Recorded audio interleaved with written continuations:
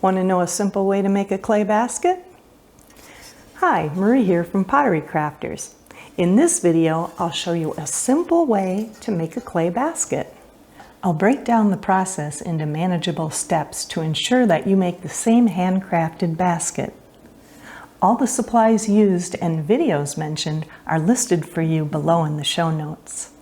Let's dive right in. I'll start by rolling out a few slabs of clay.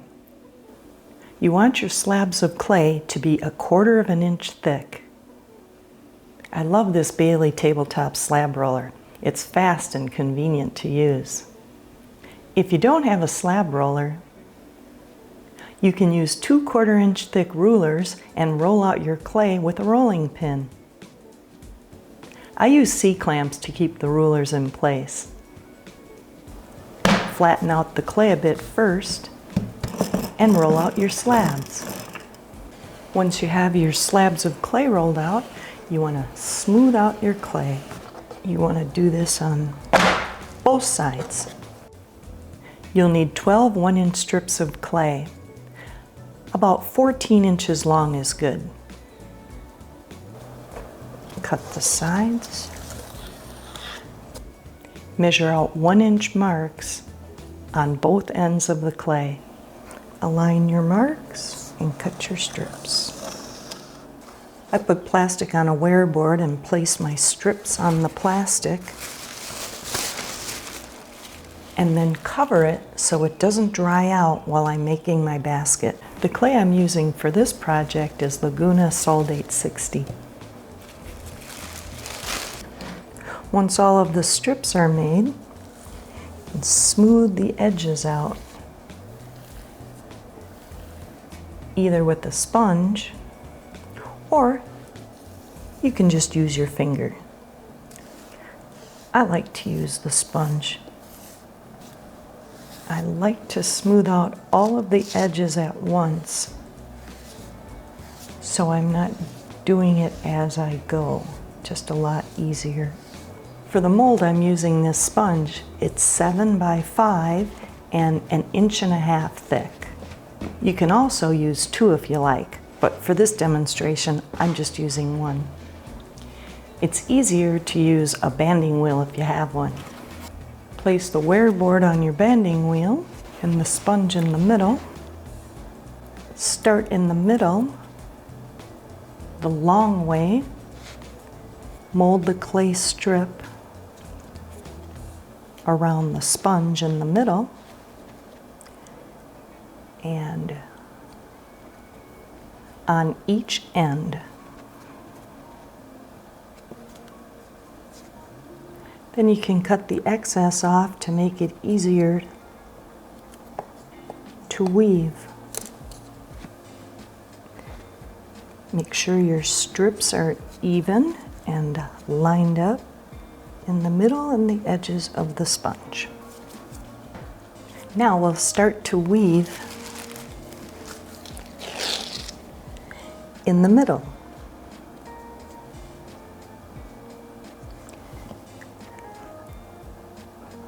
Lift up the middle strip and place the strip in the middle, going the other direction. And gently press. You don't have to press too hard. If you see any cracks or imperfections, just put a little water on your finger and smooth it out. Now we're going to go the other way. Lift up the outside clay and place it right in between the middle and the end of the sponge. Overlap. Try not to lift it up too high because you don't want to crack the clay. And gently press. Not too hard. Smooth out any cracks you might see. And now the outer edge, laying the strip over the clay, then under and over. This piece is going to go under and then over and under, and the edge of the sponge, this time over the strip and under. There. Get your finger wet and smooth any cracks you see. Cut off the extra clay on the top,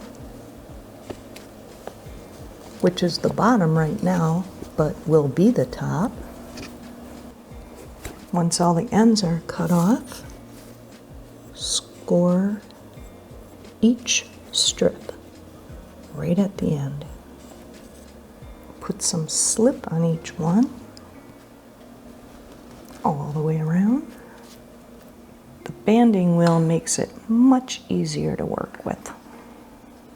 Now take two of your strips, cut the end of each strip on a 45-degree angle, and do the same on the other end, but the other side of the strip.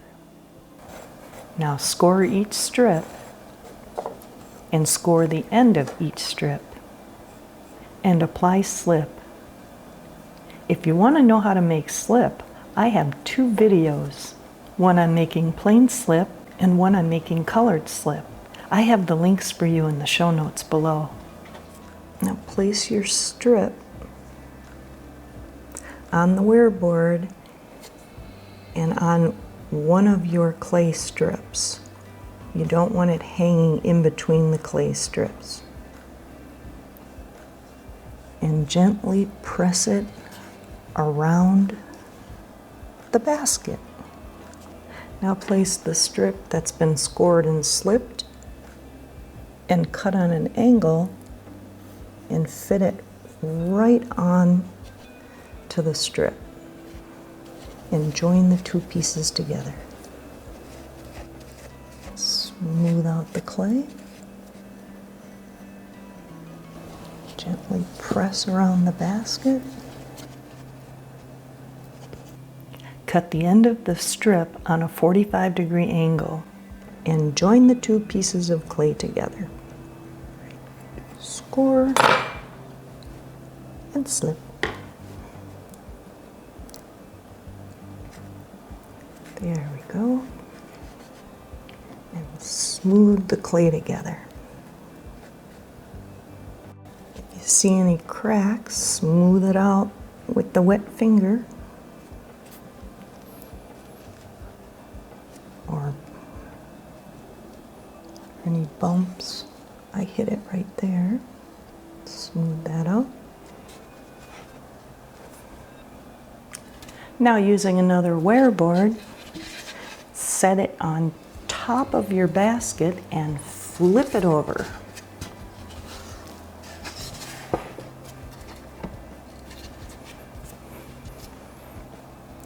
Take your sponge, pinch each end, and take it out.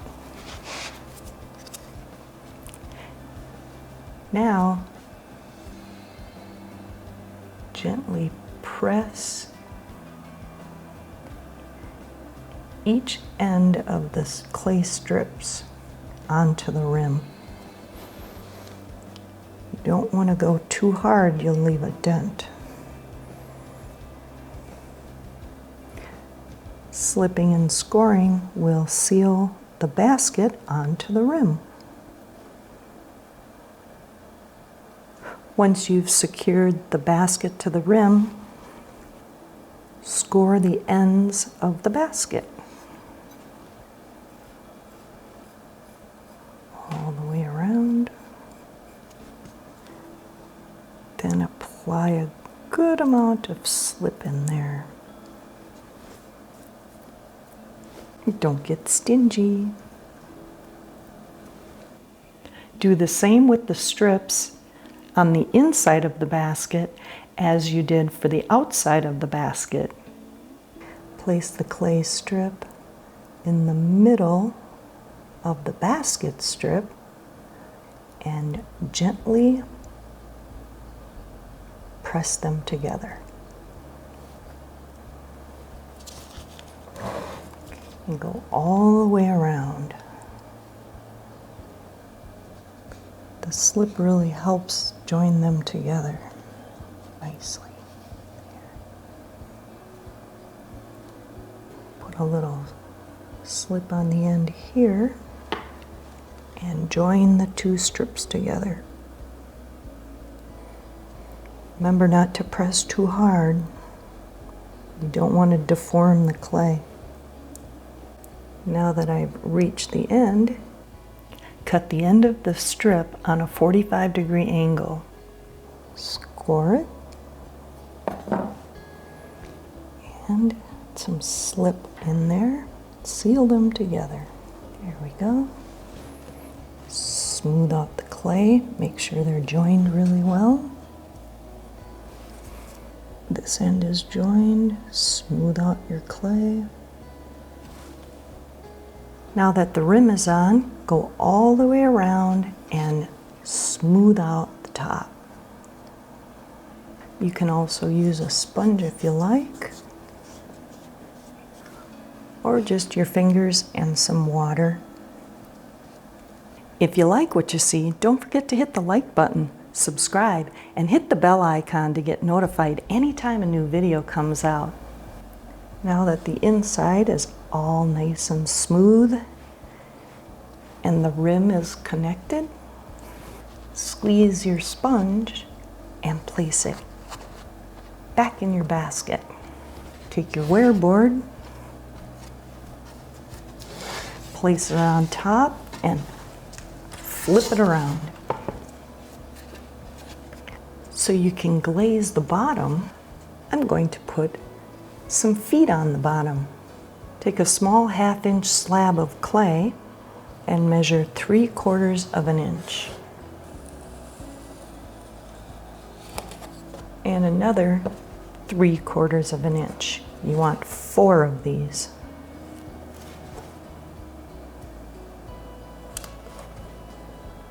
Smooth all of the corners. And score and slip. Score each corner of the basket and slip. Place a foot on each end of the basket and smooth out the clay. Want to make sure that the feet are even and they all touch the surface. So you want to take another wear board, place it on top of the basket, and I can visually see they're all touching the wear board, but this is a neat trick. Use a level and make sure all the feet are level. Perfect. Now just set the basket aside and let it dry. This is the great part about building your basket around the sponge. Once the clay is bone dry, squeeze your sponge on both ends, take it out, and bisque fire it. Now that the basket's been bisque fired, it's time to glaze it. Here are a few quick tips before I get started. Always make sure your hands are clean and dry when handling your bisqueware, or wear gloves. Wipe your basket down with a clean, damp sponge to ensure that the glaze bonds nicely to your piece. I'll be glazing the basket with Amaco Albany Slip Brown. I love this glaze so much I'd buy it by the gallon. I keep the pint container and use it for mixing my glaze with my Hamilton Beach mixer. Mix your glaze well. After I mix my glaze, I like to run it through a strainer just to make sure you don't have any clumps that will get on the basket when you glaze it. Now we're ready to glaze. Load up your brush. I love the color of the Albany Slip Brown. The thicker you apply it, the lighter the glaze is, and the thin spots are a nice brown. If you're new to glazing, I have a video on 21 glaze questions for beginners. I left a link for you in the show notes below. Before I glaze the bottom, I want to put a little film resist on the feet. It's much easier than having to get the glaze off at the end of your glazing. Let that dry for a minute before you glaze the bottom. Instead of burning off in the kiln like the wax resist does, you just peel the film resist off before you put it in the kiln. Make sure you cover every nook and cranny without overloading the glaze. Now let this dry. Now that the first coat is dry, we'll apply another coat of the Albany Slip Brown.